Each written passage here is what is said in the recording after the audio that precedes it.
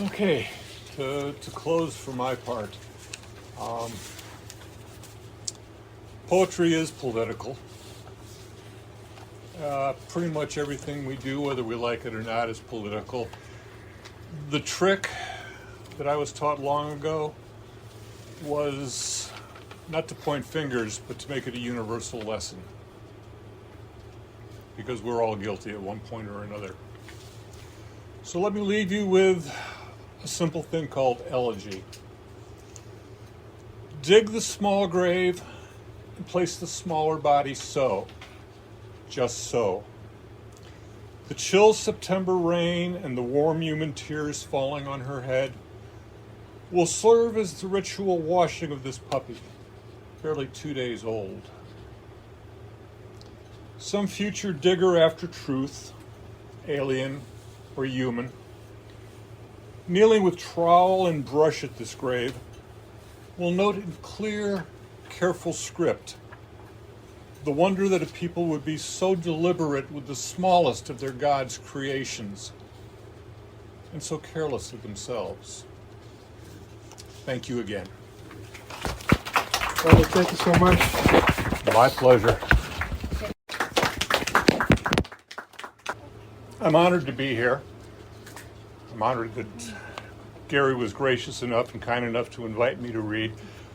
This is my first outdoors reading since the fall of 2019. I've been zooming around the world. We talk about my running from North Carolina to New Brunswick on Tuesdays, but I never leave the house. So this is comfortable territory again. I have no direct connection to Ukraine, aside from being a human being, a parent, a grandfather, a great-grandfather. As much as anything else, I suspect I was asked because I am a combat veteran from Vietnam. And part of my job this evening is not to make you comfortable. Okay? I had a friend back in 1985, a colleague at Northeastern, who told me that poetry had nothing to do with wars and revolutions. I disagreed with him then, and I found something from Toni Morrison that also disagrees with him. Certain kinds of trauma visited on peoples are so deep, so cruel, that unlike money, unlike vengeance, even unlike justice or rights or the goodwill of others, only writers can translate such trauma and turn sorrow into meaning, sharpening the moral imagination. A writer's life and work are not a gift to mankind. They are its necessity.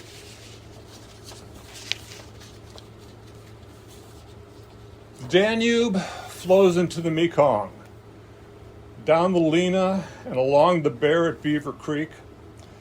These and all the other bloodied waters finding paths to lakes and ocean waves caressing every shore, banks and beaches marked by broken futures, tattered bodies, scattered shoes. If you gave the order for the fusillade, fired the final volley of the massacre, I need to wonder, when does justice have a role? The winter morning breaths of others have the weight of yours. In pictures, we cry aloud after a fairly famous statue, which I didn't note on the poem, of children who were massacred in Eastern Europe during the Second World War. We are the ones you're forgetting. The truth behind the photographs from places like Nanking, Ladice, Stalingrad, Trangbang, Kosovo. Too many places long before them and since. We are the ones, mostly nameless, whose dirty faces and torn childhoods make you weep with anger's heat before the tears you shed slake the fire, leaving nothing changed come sunrise. We are the ones trampled under by marching boots when victory parades loudly through your cities. Build empires on our helpless bodies, if you will, but forsaking us, forfeit your hopes of heaven. The sounds of water. Beaver Dam, Wisconsin, August 1956. I climbed down from the dock the way a new colt stands up. Somehow, I settled in the boat, rocking its green wood without turning a turtle, without a sudden swim. I'm 8 next week. My hand trails in the water as the sound of the lake mixes, becomes part and parcel with the oars, outboards, reels singing, fish leaping, bright laughter. South China Sea, September 1968. I step out on the catwalk, sea-legged and confident, settling on the radar platform, setting tools on its gray paint. I look across the flight deck to the chaplain and the body. I've just turned 20. Their hands are anointed red. The sound of the sea is dim beneath the throb of rotor blades, gunfire from the beach, the whispers of absolution. Asian still lifes. 1. Flying the first wave in at dawn, we crossed the tree line and began to take fire. And I, standing at the machine gun, closed my eyes and swung the barrel, praying blindly for some resolution. 2. At Fubai to pick up ammunition, I'm wrapped in cartridges and a flak vest, riding in a jeep with some lieutenant who will be here driving generals while I'm in Hong Kong getting drunk. 3. Some Marine bled to death on the flight deck today. They flew 6 casualties in at one time, and all they could see to do was have the chaplain give belated last rites. 4. I was going to write before and tell you all about the color of the sea here, but we took fire from the beach, so there really wasn't time. The sun is settling now. It's the color of the sea. 5. If something happens to go wrong and I don't make it home, do you think you can remember me just for a few days before you start to cry?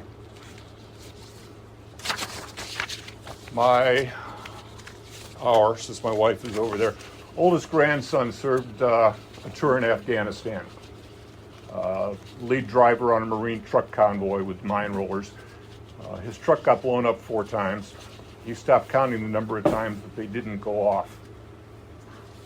And this comes from that. IED, QED. Depleted uranium is still on the periodic table. It waits there for you, or you can search if you feel prompted.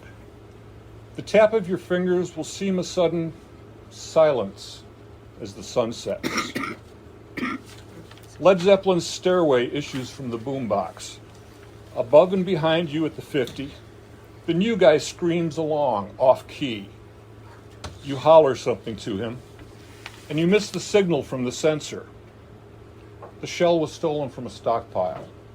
It took 4 men to hide it in your path. Even as I run from my truck to yours, I know there's no reason to hurry. Heavy metal thunder echoes from the hills. There's screaming, but no climbing notes to match. And your dog tags, wrapped like mourning bands for silence, they weigh more than worlds upon my palm. Mother and child. When you were 1, you spent the day at Disneyland with your mother, my uncle, and I. We took turns watching you in your stroller from ride to ride. That night in the crib, you gazed wide-eyed for an hour, digesting, I guess, what you'd seen, and then smiled sweetly in your sleep. You won't remember it, but We talk of it still. It's early in the 5th decade since that day. Your son is back from his war, just as I was then from mine. His gaze across the dinner table is hooded, distant. And I hope when he's a father, he'll dream of wondrous times, and fear that when he's a grandfather, he'll scratch at hidden scars and remember his bodies at the end of the day.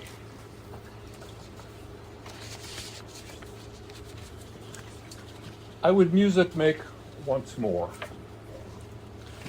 When the last sun has fallen, there will be a need for bards to sing dirges and old lullabies, to remember lives cut short.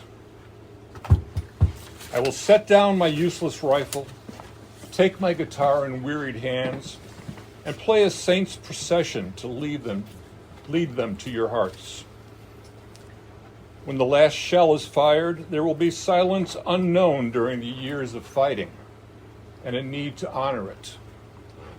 I will find a whole piano, miraculous in the rubble, and play a gentle melody so babes may peaceful sleep. And when the last war is over, there will be no parade to celebrate the peace, no dancing in the streets. I will stand atop my tank and play the violin, a requiem for all that have and has been lost. And lastly, a poem that I'm going to give you in English, and then Gary's going to read a translation of. The scene is 2 women, nurses, drivers of an ambulance in France in 1944 after the Normandy invasion.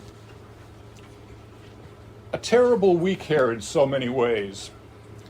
Our infantry, with armor for support, fought building by building towards the center of the city from 3 sides, forcing most of the enemy out and back to the river. Well, that's a good thing. Oh, so many casualties, so many lives broken or ended. Not just combatants, but civilians, from the elderly to their grandbabies. We've dealt with the carnage, pouring all our expertise into lost limbs and gaping chests, but emotionally, I don't think any of us have a snowflake's chance of recovering.